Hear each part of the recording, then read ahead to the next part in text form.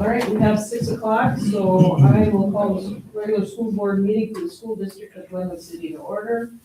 Roll call, all members are present with the exception of Jody. And Jody is doing well. I did talk to her last week, I messaged with her a little bit, and so things went pretty well for her. She's very pleased. She does have some hearing, and so it's looking good for her. All right, next up is our board financial audit.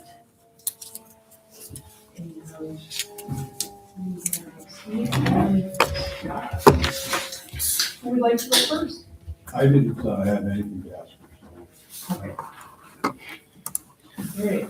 I went through general finances, and saw some things in the CISA 11 expenditures that I asked Deb about, and she's going to put that together for me and have it ready for next month. During the day to go a little deeper. There was just some itemizations that I wanted to find, and subscriptions that we do with them, that I want to see if we're getting our full value for what we pay for quarterly. And see if maybe there's something we're not using, or so, and how we can use that. All right, next up is the review of policy 4000. And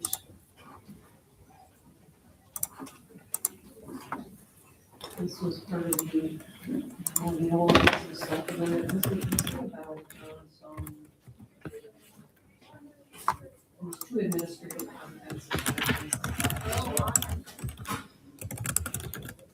Part was the driver's ed piece, and then I know we talked about like students that are enrolled out.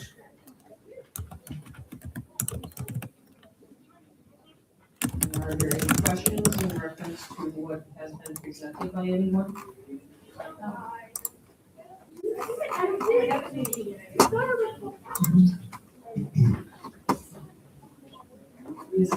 Do we need to have it brought back? Is there anything that you can add? That's something district that I would think we would take care of. I don't, eventually may not have enough staffing to handle if we have kids coming from outside districts that we're dealing with. I just think there's gotta be, we should just take care of in-house kids. Because there's enough programs out there for kids to go for online, behind the wheel. I don't know if you wanna, it was more of a open enrolled district, whether a student in our district that open enrolled out, or was it a student that enrolled in? It was, I believe, Outside that enrolled out. Okay. Yeah, then they're not enrolled in our school, even though they're resident. And we can, that's on the agenda at K, in business. So, National agenda item, not just a consent? Yeah. Okay. I didn't have any questions on 4,000s.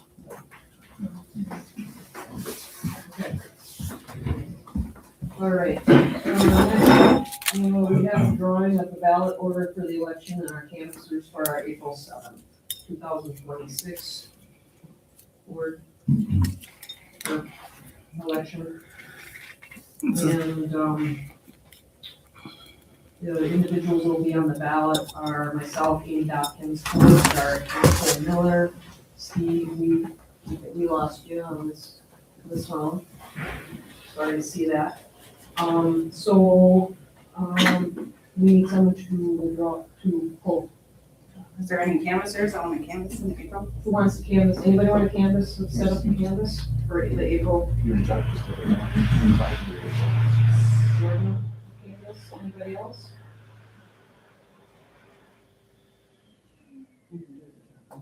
Yeah, you can do it again, you don't have to. You can put it down. If something changes, I'll let you know. Level 4 canvasser?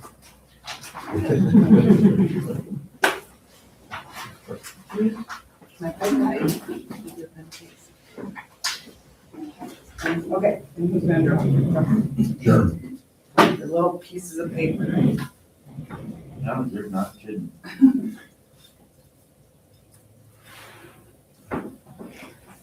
Number one is Cole Miller.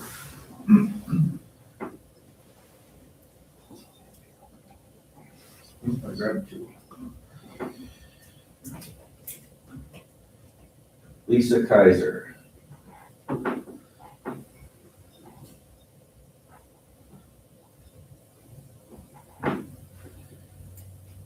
Tony Malzeric.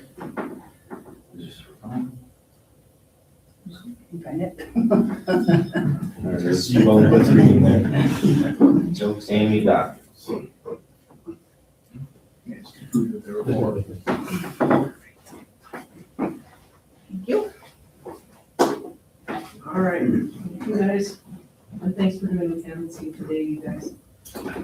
Next up is the approval of the agenda. I'll entertain a motion to approve the agenda. I didn't have anything that I thought that needed to be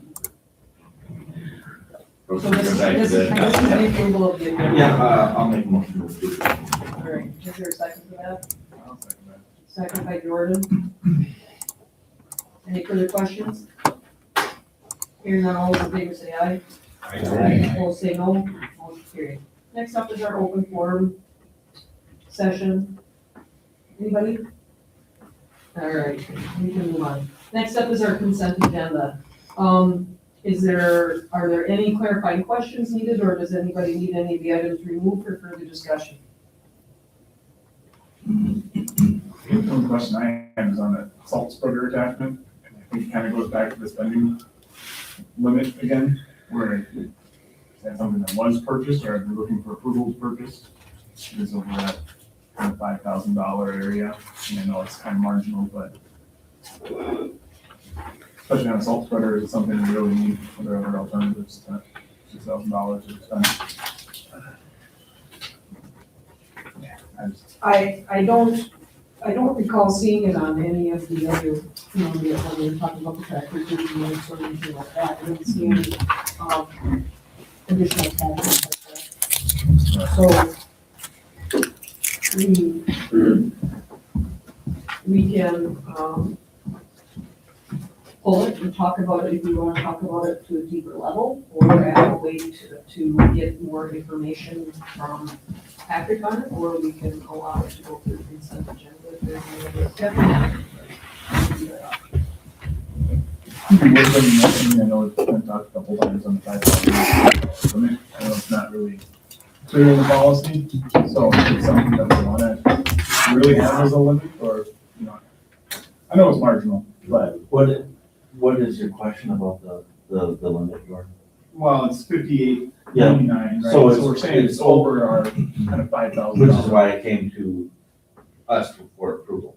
In the consent agenda, or is it a line item? I guess that's right. If it was under 5,000, you would just Okay, do it. so it has to have been purchased. Not that I'm aware of. Okay. Seems like it was an approved invoice to me. I don't know. Not necessarily. I mean, usually if there's something that has been approved prior to, which doesn't happen very often, it usually is, it comes to us and we say yes, and make the purchase. Okay. Yeah, it just wasn't really clear, so that's why I was kind of asking. Scott, you have any questions about that, or is that item concern you at all? No, I mean, it does, we've talked about it in the past, so I think we have all the questions. It was just a question from Brian, Yeah. the 5,800 is close to 5,000. So, where are you feeling it with it right now? Yeah, this time of year, obviously, it's not really needed, but I don't know how we've been salting sidewalks in the past, and is it something, are we getting it just because we've got a new unit? Just kind of, is it really a necessity? I usually go with the logic of it wouldn't come forward unless it thought it was. But that's just my logic. If you would like to talk about it more, I won't argue. Well, I think that Patrick sent me an email for that question at last meeting about the spending limits.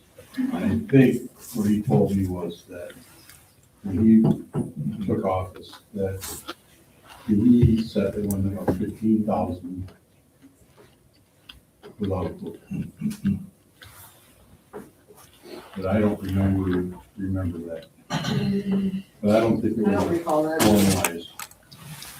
There might have been a discussion about it, but I don't think it was ever, yeah, I agree with the form, I don't know if it was ever formalized.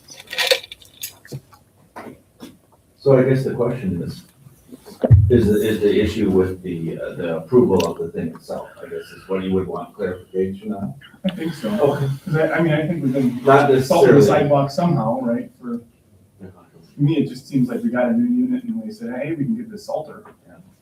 Do we really, what was the method before and what's the rationale for spending more money? It is a little odd if we're saying it's a necessity that we didn't have it when we were putting all the attachments in the original purchase. Yeah. Like something's changed since then, I would think. Now have it brought forward. All right, who would like to see the item pulled? I think I'd like to see full. Just to understand Okay, what's changed. all right, so let's pull, item M off. Table it, and then bring it up for discussion next month. Or ask Patrick for more clarification in reference to it, would that suffice? And if, Yeah, I think Okay. so. all right, got that, Krista? Mm-hmm. Okay, all right. Anything else off the consent agenda that needs further clarification and discussion by anyone?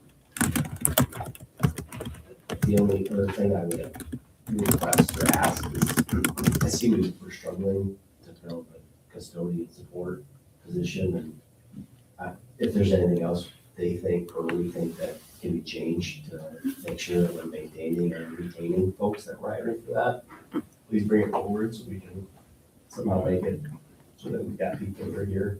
We do have 9 applicants right now. Good. I don't know if they're I don't know if they're quality applicants, Yeah. but they're Yeah. applicants, so.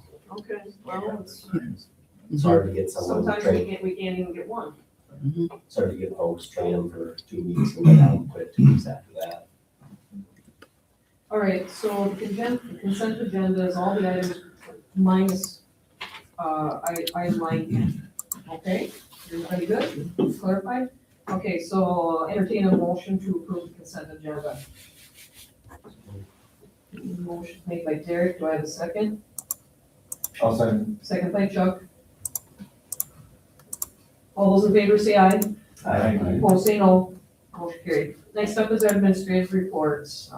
We have winter sports career milestones. So are you doing that, Richie? Or anybody in particular? I don't know, Jake gave me his report, I don't know if that was included, did he send it? I know I had it on, Yeah, I think it was just more meant to recognize the kids and the attachments and yeah, the, it's not on my report here. Yeah. But I can sure, bring it up, because I'll be talking about it. We will be going, nice hill topper. do you like that? That's awesome. We will be going to lacrosse, first time ever that lacrosse will hold a state team tournament. I And know these- Chuck was there, I don't know if any of the other guys were there at all Saturday, I went to watch and, it was amazing. Kids were phenomenal. I mean, just the support they had and, You get heckled too much for the Cumberland. oh yeah, crossover. I wore Oh, GC, blue. we're going GC. Yeah, it was, I enjoyed it. But if you look here, so many positive things happening here, just not only wrestling with Brody, but we got 150th win on Saturday. William got his 100th, he's gonna get 150, I'm sure. Yeah, Preston. Preston, 100, so, I mean, just to reach 100 is just amazing for a high school Brody. wrestler. Brody hit his 1,000th point. They got a 5th seed, so they're gonna get a home game next week. Shane, to have 200 dual wins is very impressive. Just to have coaches stay in the profession that long enough to even achieve that is amazing nowadays. That's The conference champions to have it, I mean, some of you probably know this, I was the head wrestling coach here for a while back in the 90s, but back then it was Boyceville dominated the wrestling, and now the rules have kind of reversed. Back in that day, we used to hammer them in football. Now the roles have kind of reversed in those sports. It's interesting, but so many good things happening here. It's this weekend, we're having our Pep Fest on Thursday morning for the 6 wrestlers that are going out to the individual state. We're doing that at 8:30. So if you're around, don't have anything going on, come on in and watch. It'll be about a half hour. I'm gonna get everybody in the gym, elementary. You guys plan on coming out? Yep. So, but yeah, just a lot of. Did I miss anything on there? No. Oh, yeah, everybody, but it's a lot of stuff, a lot of positive things happening. So, should I go ahead and just go right into my, Sure, yeah, you if you okay with you that? might as well, as long as the other ladies don't mind. I'm doing it. Middle school, high school report, parent teacher conferences, the phone tickets, and the, different in the elementary than is middle school, high school. You're gonna have less attendance as you go up. We had 123 families represented with 27 kids, for the high school. In the middle school, we had 33 families show up and 37 students were represented. So the numbers aren't great, but it's like that in every district. We dealt with the same thing in Cumberland. National FFA Week is this week. We have dress up days all week long, and then we have a food drive competition benefiting West Camp at the end of the week. So Rose Gillis is doing a great job with the FFA, and doing a great job with the classes she's teaching for a first-year teacher. Coming up, won't be long, you guys will be sharing next year's schedule, master schedule. We're currently putting together the plan and a timeline for scheduling classes for next year. Jacob Mays has been doing a great job preparing by attending scheduling trainings through Skyward. He's new to it. Skyward does have trainings, so that'll work, and we're gonna get we're finalizing a draft for the 2026-27 course catalog that'll go out to families so they can see what classes are offered, so they can assist in helping their children and kids building their schedule. Building a master schedule is it's a team effort, K-12, because we're shared staff. We gotta know when she needs to staff, when we need staff. Lunch tracks, band, choir. I mean, it's a moving piece. You're always putting the pieces together, trying to figure out. It's never perfect, but we got a good team here. We'll put a good schedule together. Do we ever do anything with like neighboring districts? I know we talked about that a while ago with the Share staff, and I know some really small districts will do that, maybe share like a Spanish teacher, things like that. That hasn't been brought to mind, but even though, we don't have a Spanish teacher, it's something we need to look into. Always will have one that we could even take for a couple hours, but the travel, sometimes that creates problems, but Maybe up in our program and stuff, so that works out. sure. Yeah, right now, we're just offering through online, but I still think that having that person running is much more beneficial, especially with a foreign language. Tessa Wagner, she received the NHS scholarship, $3,200. Her dedication to scholarship service, leadership, and character has earned her this prestigious recognition. So congratulations to her. Again, so many positive things happening with our students. Jacob Hager, Olivia Heath, Clayton Hoffman, Brody Riva, and Tessa Wagner advanced to the DECA State Conference. So they left yesterday. Return Wednesday. I know they will represent us probably. Saturday, the 28th, March, we're gonna be hosting solo ensemble with, using the middle school gymnatorium as a performance site. I think, we got Mr. Lamb with all that institutional knowledge, helping take care of that, setting it up. Our kids have been great under his guidance, along with Ms. Williams. April 1st, we're gonna do, called Build Your Community, or Bring Your Community, to School Day.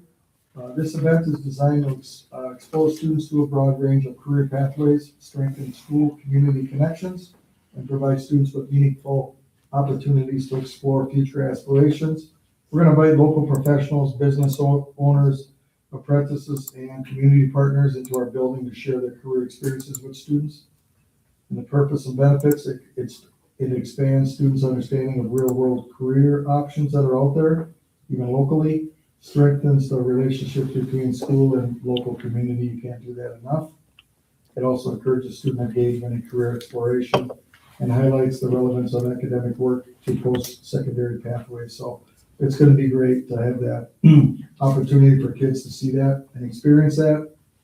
Next month, we're going to be bringing you the Start College Now and Early College Credit request for next fall. So, that'll be brought to, school board next month for approval. Mr. Mason's been meeting with junior students and parents for senior planning conferences. So that those have been going very well for the parents that have been signing up. And then, just give you a little heads up on where we're at with eCampus and online enrollment students. We have 30 students taking at least one or more courses on site that come to school, that are attending school, taking at least one or more classes here at, in district. And we have 9 students that are taking classes remotely. So that's the numbers there. And athletics, I'll just quickly review that. We went over that. We're in the last month of the high school winter athletics. Again, 6 wrestlers going to individual state this weekend. We're gonna have the Pep Fest, as I mentioned, Thursday, 8:30.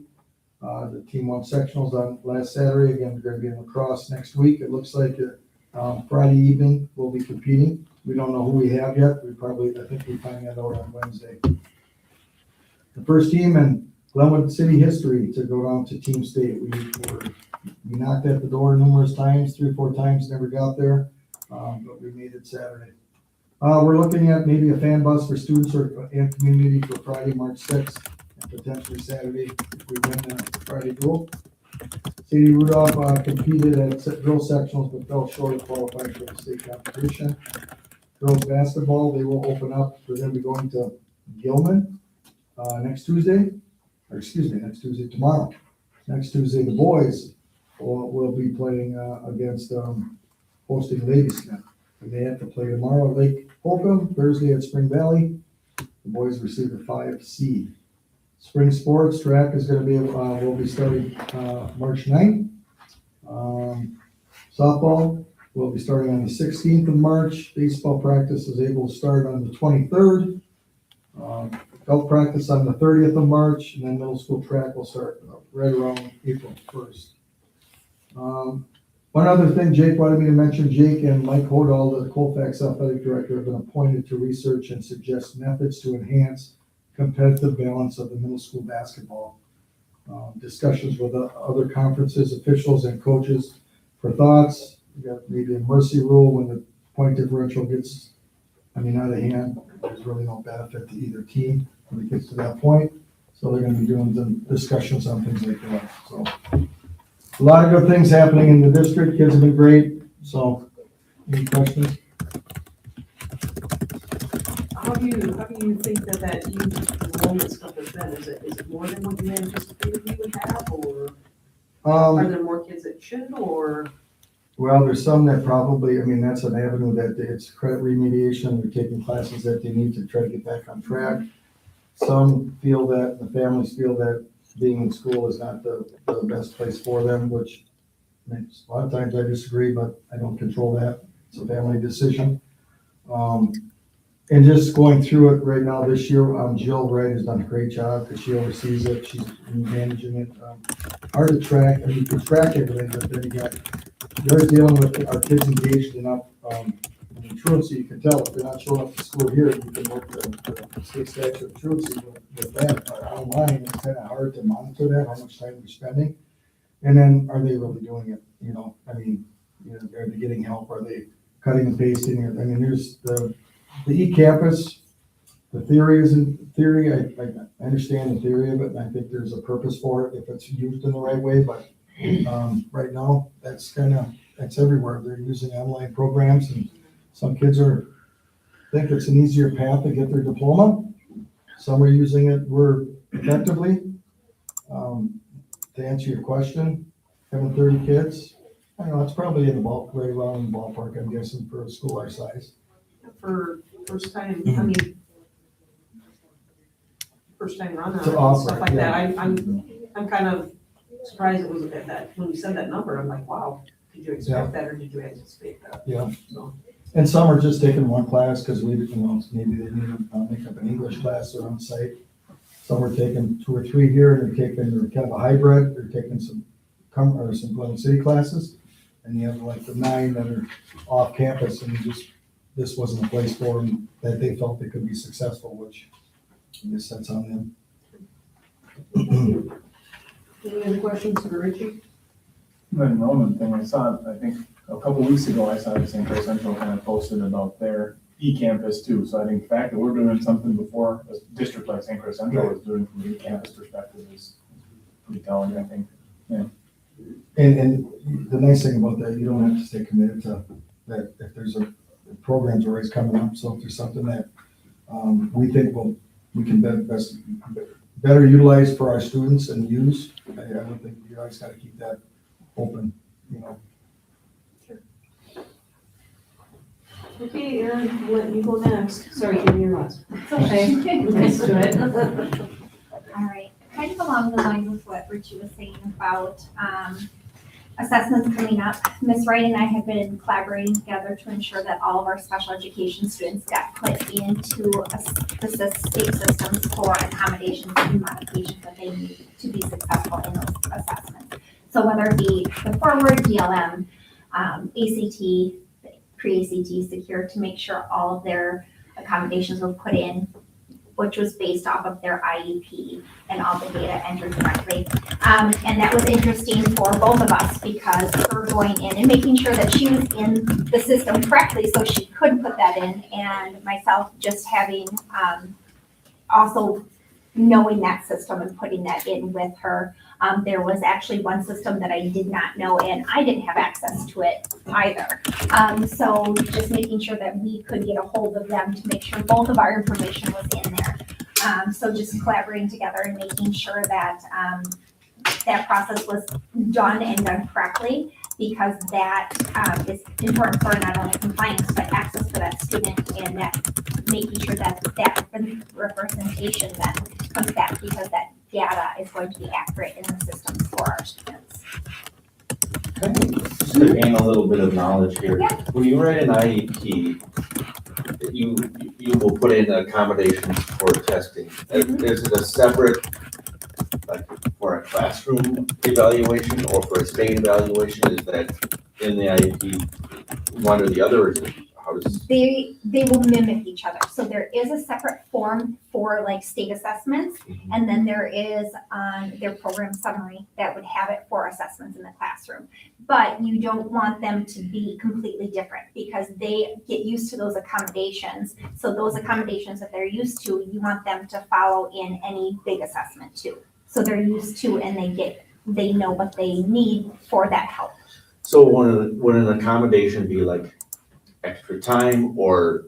Separate what- settings, Okay, extra time, a separate setting. Sometimes it might be someone to read to them, or even a scribe to write for them. There's many different accommodations that different students need depending on what best suits them. and then you have to have the people, is that part of what that Mhm. training was? Yep, some of the training for proctors. So a lot of our special education teachers, that's why there's also different testing dates, and sometimes we have a bigger window because it does take different and more time, because sometimes it's over a span of days because you chunk some of those tests too, and it's a expanded time frame for those. Yep. The next item is Wisconsin Medicaid, those school-based services expansion. So previously, Medicaid, kind of that refundable, that's not a great way to put it, but that reimbursable services was only able to do if it was written into an IEP. Now they are looking, so if there's IEPs, there's IHPs, which is the individual health plans, and there's 504s. So if a student has an IHP and they get health services from Mrs. Humphrey, that can now be reimbursable through Medicaid. So a lot of our Medicaid reimbursements come from SLP, OT, PT type things, and this was all through Medicaid. And now they are saying that we can also have those not only from IEPs, but from IHPs. So if a student has an inhaler, if they have services for maybe seizures, things like that, that can also be reimbursable if that student does not have an IEP. So anything like that, so any services like that through health or even counseling, something like that, if it is written into a plan like that, it can be reimbursable. Does that help with that spend reimbursement gap meaningfully at all? Or how much So does that is actually something that Ms. Humphrey reached out to some of her contacts from the nursing portion of it, because sometimes there might be more in the tracking portion of it. If it's not a lot, she reached out and was like, is this worth it? Is this even worth doing and tracking all of this and doing the paperwork? And some won't qualify for the Medicaid portion, right? Some families won't, some students won't qualify for that. So she's like, Erin, is this going to be worth it? And I said, well, I am not sure on that, because we know these SLP students that are tracking every day, the OT, the PTR that are tracking every day, every time they have a service. You also have to look at, is it just when services are rendered? Or is it when you're writing the IHP? Is it when you're writing all this stuff? Or is it only when you need the inhaler? Is it only when you need to go and do, check on the student because they had an incident or a crisis?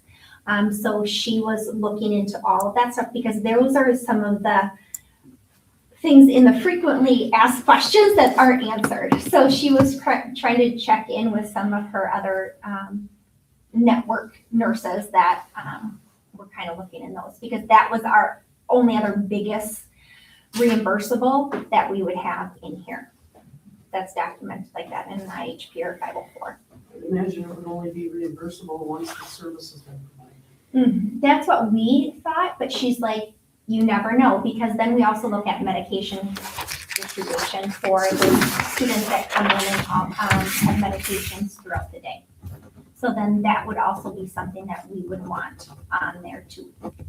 But then you have to provide that Documentation every time, yep. That documentation. And then that's also another Coding thing. for it. And if they have something that's different than what she's already doing, that's something that we would look at. But also try to make the process as smooth as possible. A recap of Summit 58 Cafe. We have been doing some great things. Ms. Unser actually came to me, she's like, we had a new student start today, and guess who trained? She had another student that's been doing it for quite a while, trained one of the new students coming in that just got paperwork and everything in. She's like, and he did amazing. It was so great to kind of just stand back and watch the other student do that. And that's exactly why we're doing this.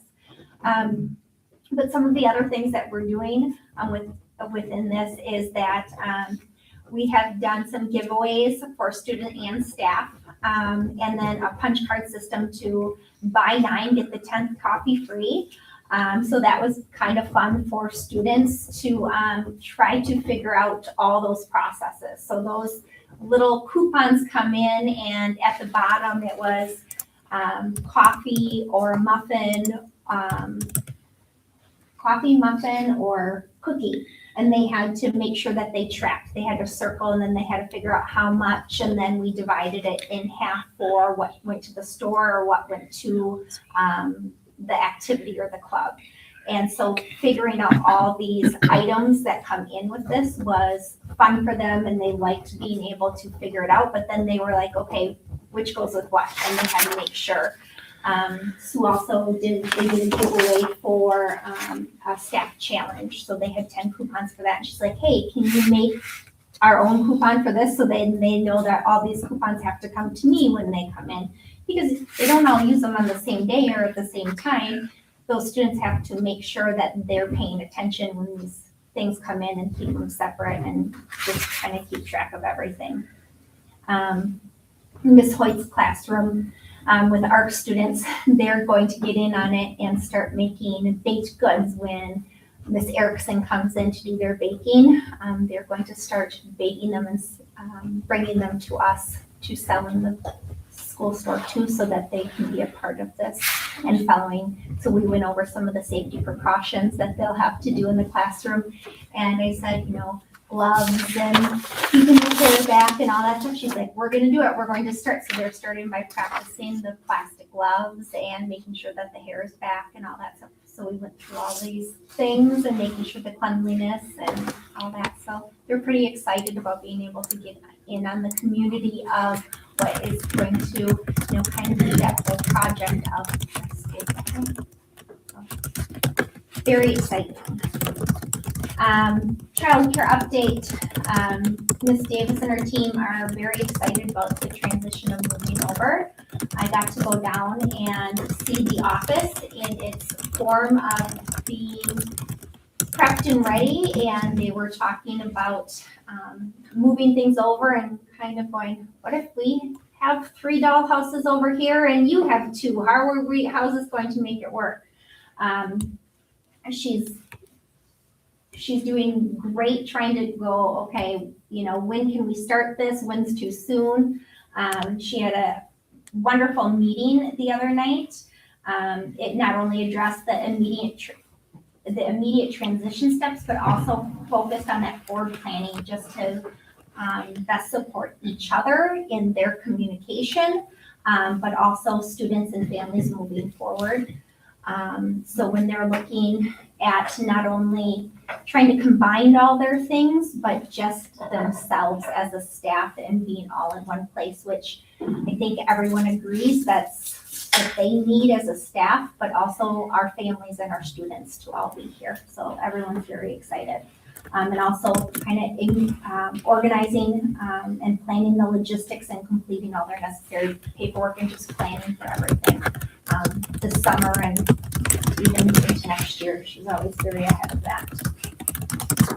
Our PLD continuing to emphasize on that compliance, the data integrity, instructional alignment, and ensuring that access for students.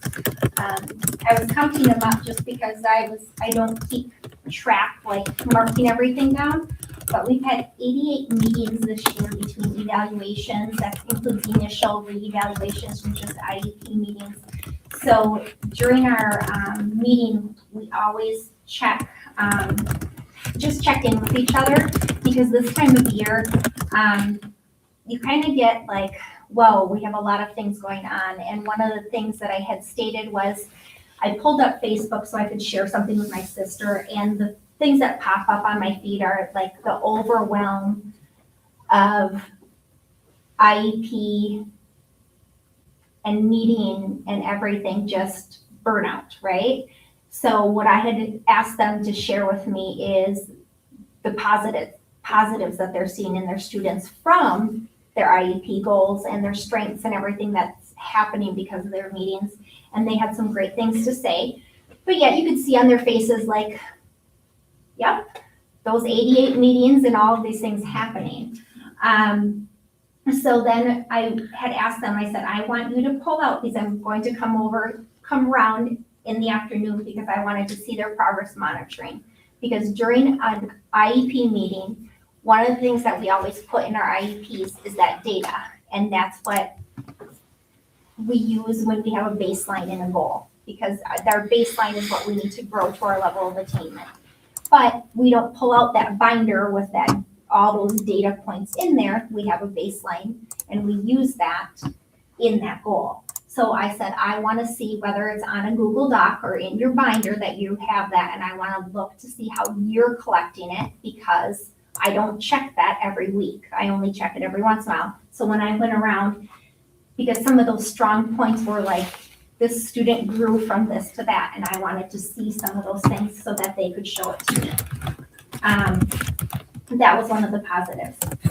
We also went through our evaluation eligibility, because with Ashley being her first year here as that intern, just making sure that they not only helped with that process, but they helped in making that smooth transition for her.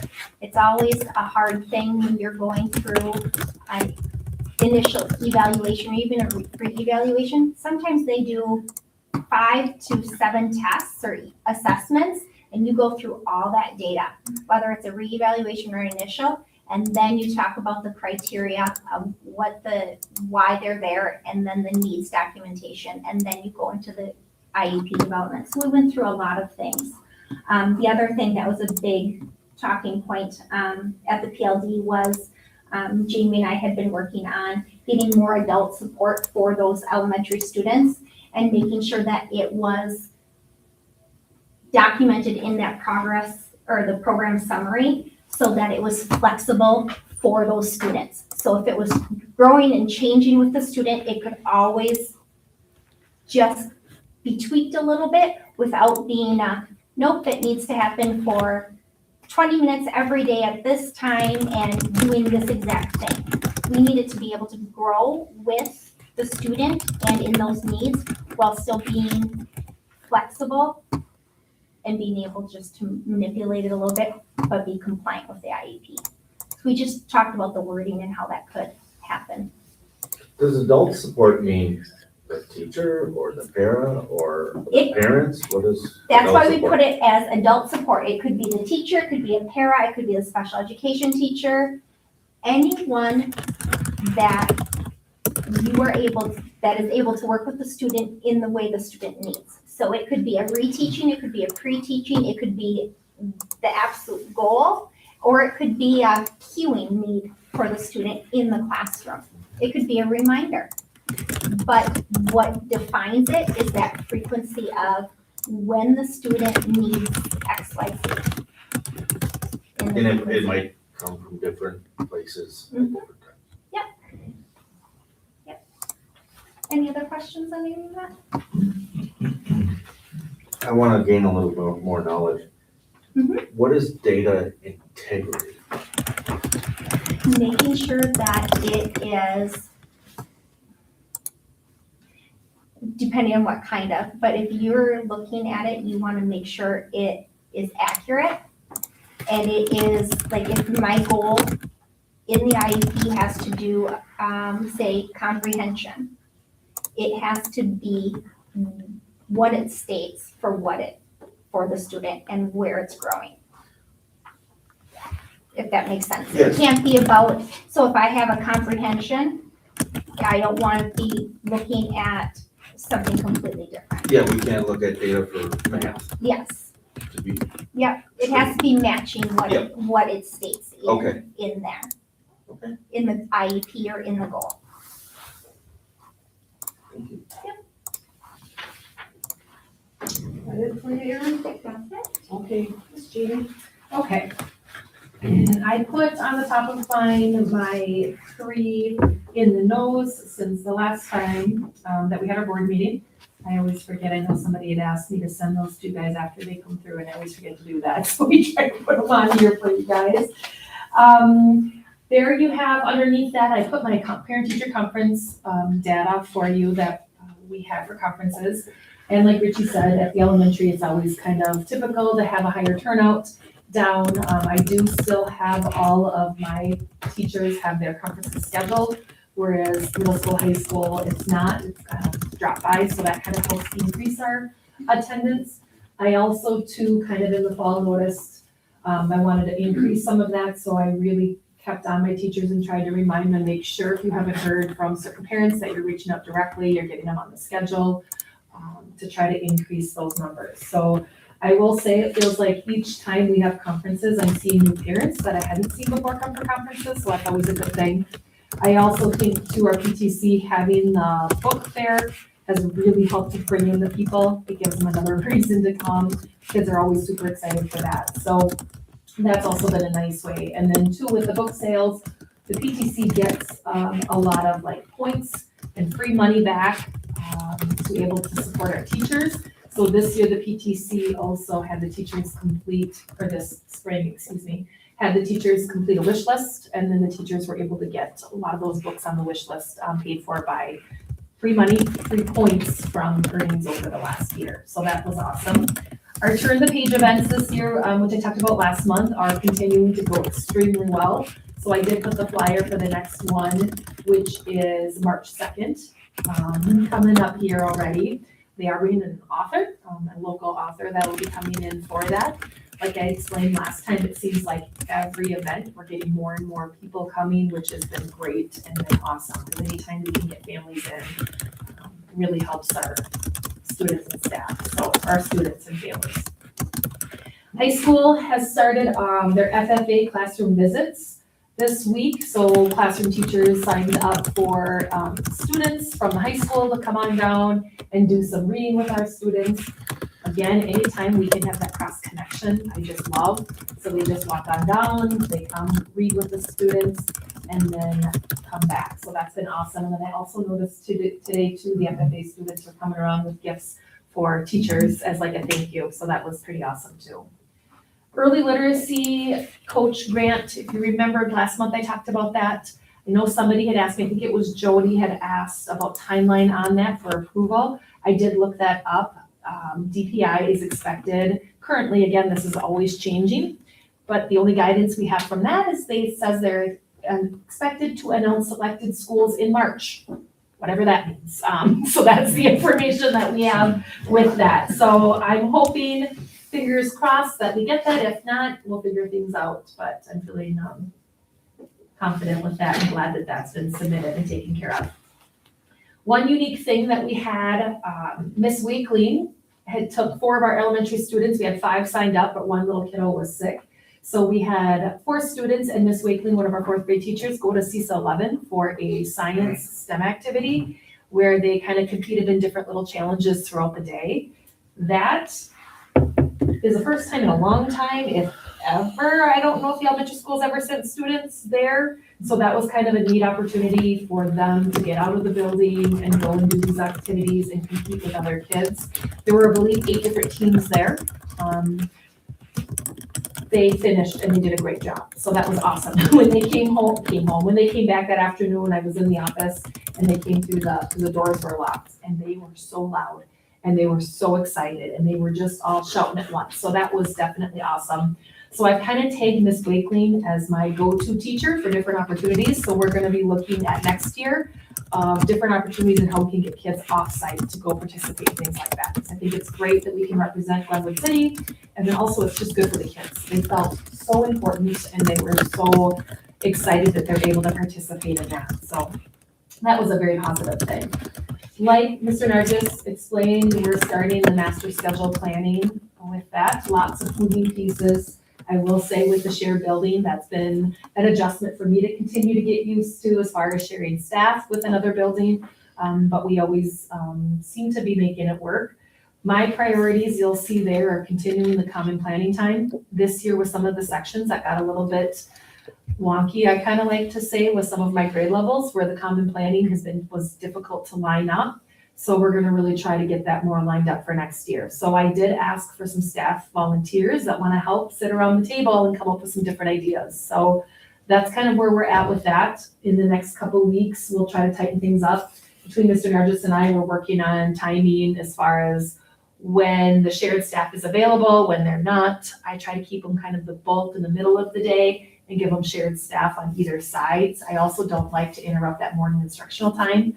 That's kind of my sacred instructional time for students, so I try to let him have the staff then, and then I take them later in the morning and early afternoon for that. I plan to keep the same as far as rotation goes. That's been working really well with our specials, where my students are getting 3 physical education classes, 3 music classes, the 2 media classes, which are new this year. Obviously then the art sections, and then the life skills, which is done by Ms. Miller, the school counselor. So keeping that same kind of outline again for next year is kind of my plan for that. But I'm super excited of getting staff around the table with some different ideas to help make that schedule a bit more manageable. And then the summer reading instructional opportunities. So if you guys remember way back when Act 20 was first rolled out last fall and we approved some stuff, one of the requirements was that we had to offer summer school to any student who qualified previously or was still on an active PRP, a personalized reading plan. So the requirements that were put on all of the schools were that we had to offer summer school to those students the summer of 26. So we did not have to offer it last summer, but now we're to that point. So I've rolled that out and offered a summer school programming for that. We're gonna run it simultaneously with summer school. So depending on board approval and all of that of the summer school dates, we'll run it at the same time. It's free to parents and it's just another reading opportunity that we're already doing. So it's a lot of the stuff that Ms. Draxler and Ms. Shelton are already doing with some of our kiddos. We'll just be able to continue that throughout those 3 weeks in summer, which is just gonna give them a little bit of a boost. So that program is available, and again, it's a requirement by the state that we offer it. That's available for our current kindergarten through 4th grade students. Our current kindergarten through 3rd grade students, those are all new personalized reading plans from this year. Our 4th grade students are reading plans from last year. So the state law says that in order for a 4th grade student from last year to be dismissed from a reading plan, they have to get proficient on Wisconsin Forward, which is a pretty high goal for some of our students, or just students in general. So any of those students from last year who are at a PRP, they're still eligible for the summer school opportunities, if we're on a PRP last year and we're not able to be dismissed from it. If that kind of makes sense. So looking at those 3 weeks in June to offer that programming.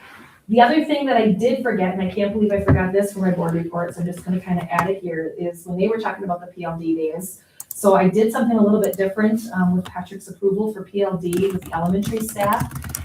As you know, we've been looking at site visits for other schools for math curriculums. So back in January, I was able to get 6 staff members out to Somerset to review math expressions. It's one of the curriculums we were looking at. And then I was trying to coordinate with St. Croix Central for staff to go see Bridges, but we were really struggling to find sub coverage. And I was only able to maybe send, I think one time we even struggled to find any subs, so I had to cancel. And it was just getting to be really difficult. So I talked with Patrick and said that St. Croix Central had school and students on our last PLD day. So I asked permission to take my entire staff to St. Croix Central for the day. So we spent the whole day there at St. Croix Central observing in 4K through 4th grade. They only go through 4th grade in their building, watching Bridges math. And it was really beneficial. The teachers were floored at some of the vocabulary and some of the things the students were doing. Staff got very excited with the different learning opportunities they were seeing students get from it. And then when teachers weren't observing, we had a schedule throughout the day when they weren't observing, we were able to go back to a conference room and kind of talk through things, ask questions. And at the end of the day, it was awesome because they had it set up. I worked with the director of learning. I knew her from CISA 11 from years ago. We worked together in positions that were like when I was the director of learning. And she helped schedule the whole day. So then at the end of the day, she had a grade level teacher from every grade level. So there was probably 15 teachers, plus the principal, plus the assistant principal, math specialist, all in a room. And so staff could ask questions. How did it go? How was the rollout? What are they noticing with student information data? I will say that one of the biggest things in Bridges is a program that has really been on my radar for quite a few years as far as math goes. But I will say that even looking at St. Croix Central's data and their scores since they've adopted Bridges are through the roof. So just seeing that part was kind of exciting to be able to look at the hardcore data of pre their adoption to even first year adoption. Now they're on the 2nd year. And then I think one of the biggest things that stuck with me that day was the building principal, because you could just tell the students were excited in the classrooms. And yes, it helps when you have visitors, right? And they kind of, are excited because there's people in the classroom. But just for the students to show off their learning and how excited they were. But then at the end of the day, the building principal, she said, students here love Bridges, but teachers love it even more. And I think that kind of sat with me because I think it's very important that teachers love what they're teaching and they understand what they're teaching, the difference that it's making. So that was an awesome day to be able to do that. And I think that's a really good positive thing about our PLD days is that it allows us to be able to do things like that. And again, just to get in another school and see all the different neat things that they're doing beyond math was also kind of a neat opportunity. So. Do you have any feedback from parents? I know my kids aren't into the math grades yet, but I'm nervous about me having to relearn math. Yeah, Any yeah. feedback like that? So one of the things like people always talk with that. people always talk about, the Bridges math curriculum really explains basic numbers and teaches kids how the base 10 numbers work and why numbers do what they're doing. Instead of the old traditional way, again, we all teach all the ways, right? We don't just teach the new ways, but it teaches the kids the understanding of what is the value of 10. And they're starting that right away at the kindergarten level. And I think what kind of set Bridges apart for even some of the parents is these kids come home knowing how to play a lot of these math games, knowing how to manipulate numbers. And you see kids just kind of excited about math, and I think that's what some of the parent comments have been, because the only parent comments that I was able to hear were classroom teachers who also had students in the school, but they talk about how their kid will come home and talks about, and I think that kid was only at the first grade level, comes home and talks about math is a favorite part of the day. And this is why math is a favorite part of the day, because we got to play this game where we learned this. So again, and that's something that we'll talk about next month when I come back to you guys with the board, with some of the different math curriculums and what they have to offer. But I think that's the biggest standout with Bridges is just the hands-on stuff. So instead of a teacher facilitating up front and standing at the board about those numbers, it's kids discovering and learning, and they just think they're playing, which that's the benefit. So I think from a parent standpoint, that's what parents kind of like to see, is that. And you know what? Those little kids teach their parents a few things too about the numbers. So there you go. Your kids will come home and teach you that part. So, anything else or any other questions? No? All right, thank you. Thank you. All right, on to our business actions.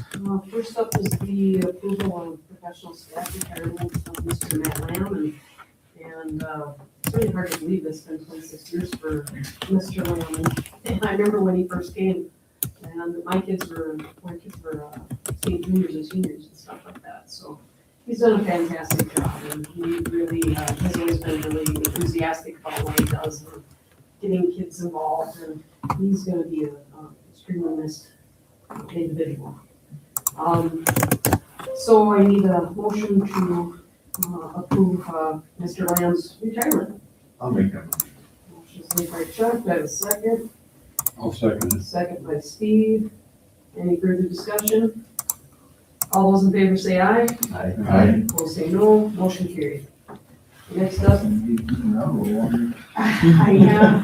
So we don't approve it, then All right. The calendar. That one's tabled. Yeah, this is the one we want to do. That was one we were going to table. Okay. The calendar?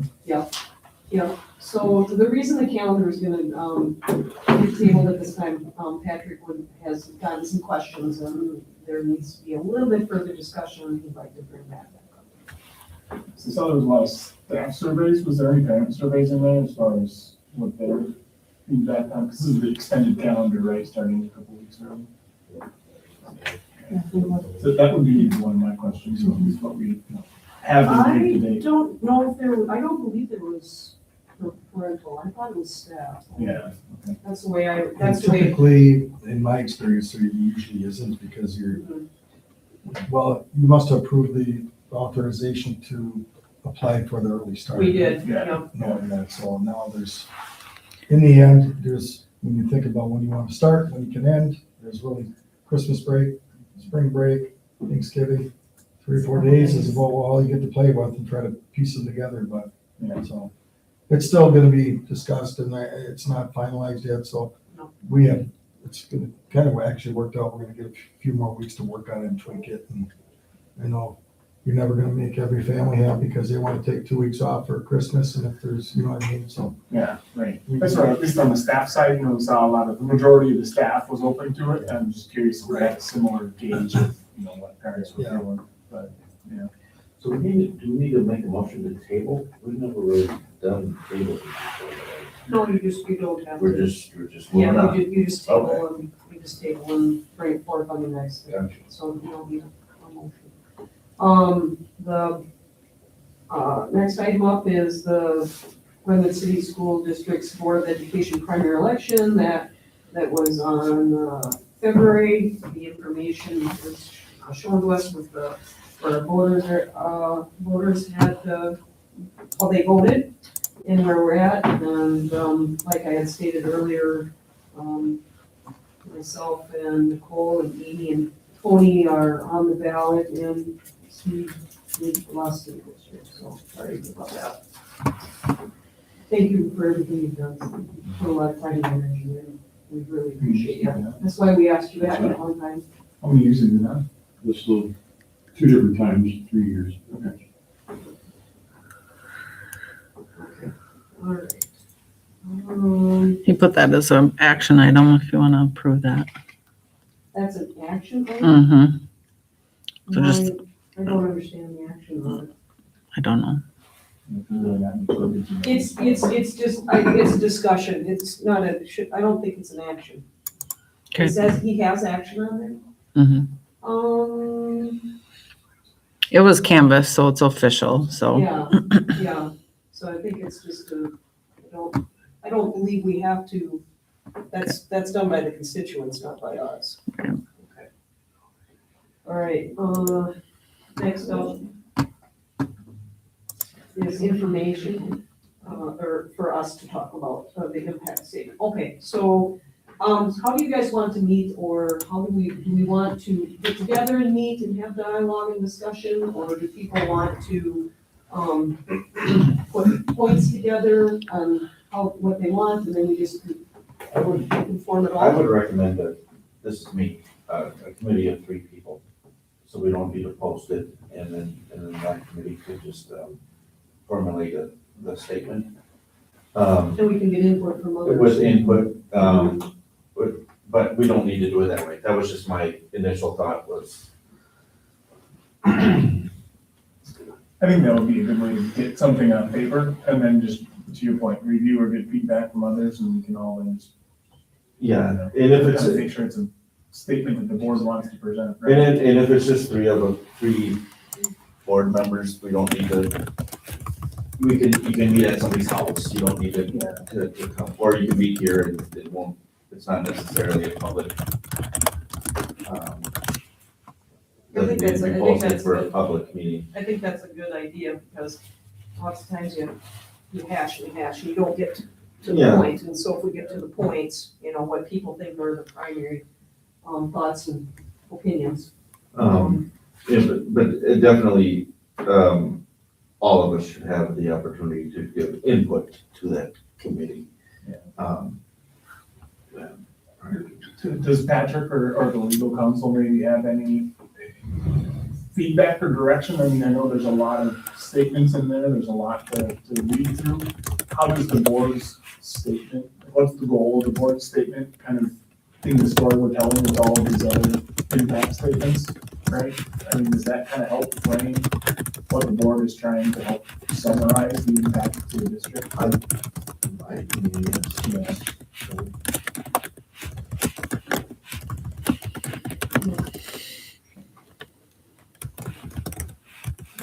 What do you guys think of something of that sort?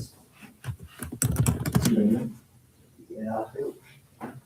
It would, that'd be good to know, like, there's 14 pages, so is there a targeted time amount or something to that effect that we would want to try and get to, so that folks that do meet know what the outcome would be, or they know, hey, here's. Yeah. Are you, I'm just looking at so are you looking at like summarizing everybody else's? Or this would be a victim statement from the Board of Education? Yeah, well, I think because what the ask is what we would want as a district, as a board to present as a victim statement. That's what we're trying to get to. Yeah, so are you saying that you would be taking into account the information that we received from staff members and things like that to compile that? Yeah, or what else were we gonna use to? I was, in my mind, and I might be wrong here, I thought it was something from the board in addition to that. Oh, okay. But I'm not certain. Yeah, that's kind of why I asked the question, if Patrick or the legal counsel had any recommendations, like would the boards be kind of the board-specific impact statement in addition to kind of an executive summary of the rest of the data that's collected? Yeah, because he's got 17 bullet points, right? Right. From a district standpoint, so I don't know if we could use that as the basis of the formulation, or is it something we want to do differently than what he already asked about? Yeah, because these are really good examples of Yeah. like SBO style, like situation-based outcome styles of examples, like would the board's summary be any more value than what's here? Or is it just another, Well, I think you could add to it, because if you look at it, it's really changed. It's changed, not only the community aspect of things, how the board is, looked at and also how the board functions and, you know, it's an impact also beyond all the data. yeah, that's true. That's where I think maybe having both kind of that executive summary and like the specific board impact, I think would be helpful. well, and then if we did decide to have a committee, so to speak, that, those members could clarify with Patrick or Trevor, you know, clarify what is needed or what's appropriate. I think that we should consider that using both data, because we're here to represent the community.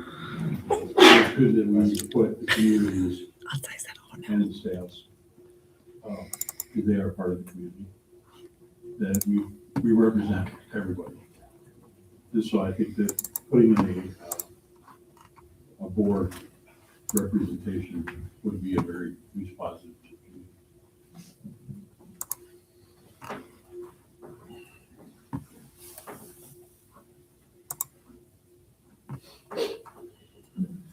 So, well, if individuals were to, have points that they feel are very important, compile them, and then, like Chuck said, maybe 3 of us get together or whatever, and then look at that information that each is presented, importance, and then, composite something? Well, that was just one way to. I honestly think it's a good idea, because you know how it is, things can go on and on and on, and what about this, and what about this, and what about this? And if people have time to work with stuff that, in their own mindset and get their points, what they feel is important, then you can, like I said, I'm not gonna say bullet point it, but you can condense and you can turn around and then expound.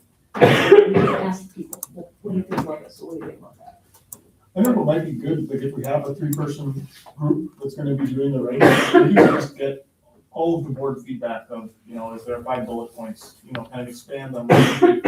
You know, it'll be important to And make, then the 3 can put it together. be important to make sure we don't do like a virtual meeting type thing. Yeah. If you know what I mean, we wanna make sure that we follow open meeting laws. Yeah. As we go through the process. Yeah, I'm just gonna, at least if we all provide input. Yep. And then those core 3 can That's, mix and match however they Yep. want. Yeah. Have we ever put out anything to the community via paper or any other means to ask for their input or victim statements or anything like that? Or how they there feel was- that they were affected? Patrick had put that out, so there was community and parents, and there was people on that survey he had. Oh, yeah. And then I think there was also, at the time of the audit, when the audit was presented, that community members had a chance to write or ask a question. I think there's been a couple of opportunities. Do we have that recorded somewhere so that can be part of the committee's victim statement, that we can say, you know, this is what our community went through. Yeah. This. I don't know why it wouldn't be Yeah. in some sort of Google Doc or something. How did we do meetings back then, Krista, do you recall, was that you, or was it? We just streamed live. I don't think it was through Google Meet, so it wouldn't have been recorded. It was just streamed live. The, anything that would have been in a survey, Survey you should have, I because think that that would, would be yeah. there. So the end of your survey. Yeah, because I think some of those were kind of like the direction of the district or confidence in the district. Were there any board specific questions? But they were kind of generic like that, but I think they kind of got that same effect. In my mind, it's okay if it's a little anecdotal as well. You know, Absolutely. it's, an authentic, thing, like, people have told me this, Yeah, type of thing, that's okay. All right, so timeframe wise, let's think a little bit, how much time, would people feel comfortable, trying to compile something? Do we have The, the date? April, Okay, would it be appropriate to meet and make that statement? And then bring it back for an approval at the next meeting? I think so. And then it would be ready to go by April 7th. April? Does that make sense? yeah. Because whatever the committee would come up with, I think that needs to be discussed and approved at a local meeting. Once it's generally done, then I think so.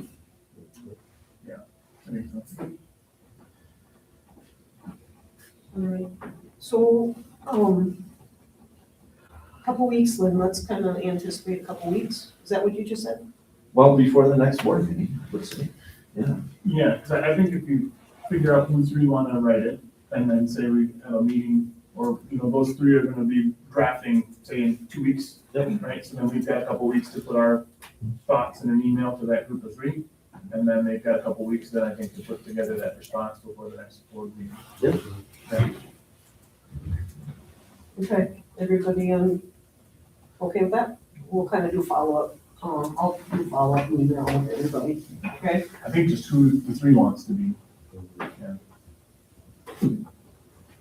Well, I would like to be only just due to the fact that I dealt with him and what he said and did, so if everybody be all right with that, so.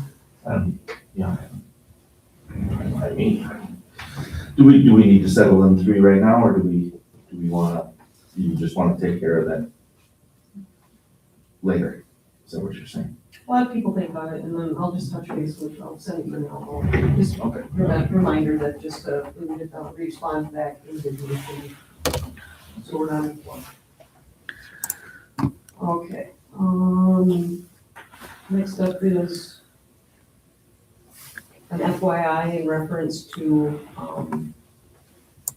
the EMC and the Tim Johnson case, and I'm sure everybody's been doing a lot of reading in reference to that. So that's FYI. Next up is the budget adjustment, we're going to table that. Patrick wishes to talk about that next month and go into detail with that. Also, we're gonna table the budget update for 26 and 27. And I believe the bus mechanic diagnostic technology is tabled as well for the next meeting. And then I believe the next one for the summer school dates and transportation, that can be discussed, I believe. Correct? Yes. Okay, all right.